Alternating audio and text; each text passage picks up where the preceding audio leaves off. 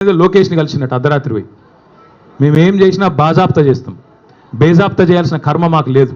అయినా నాకు తెలియక అడుగుతా, లోకేష్ ఏమన్నా నీలెక్క అంతర్రాష్ట్ర దొంగన? లోకేష్ ఏమన్నా నీలెక్క సంచులు మోసినోడా? లోకేష్ ఏమన్నా నీలక చదువు రానోడా? కలిస్తే తప్పేంది? ఒకవేళ కలవలేదు, కలిస్తే తప్పేంది? అయినా నాకు తెలియక ఇంకో మాట అడుగుతా, పక్క రాష్ట్ర మంత్రి యువకుడు, నాతో డెఫినెట్గా సత్సంబంధాలు ఉన్నాయి, ఇద్దరం కూడా ఫ్రెండ్లీగా ఉంటాము, కలవలేదు కానీ కలిస్తే తప్పేంది? నాకు తెలియక అడుగుతా.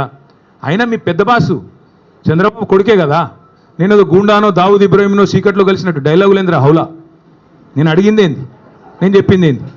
నేను ఉన్న దొంగను కలిసిన నీలాగా, లేకపోతే నీలాగా లోఫర్ రాజకీయాలు చేస్తున్నాను ఢిల్లీలో పోయి, చీకట్లో పోయి అమిత్ షా కాళ్ళు పట్టుకొని, చీకట్లో పోయి మోడీ గారి పాదాలకు ప్రణమిల్లి చిల్లర రాజకీయం చేస్తున్నానా?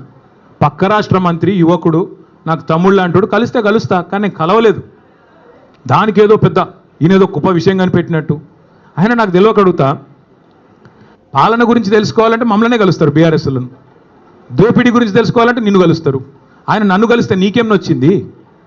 ఆయన నన్ను కలిసినా నీకేం బాధ అవుతుంది? నాకు అట్లా తెలియక అడుగుతా.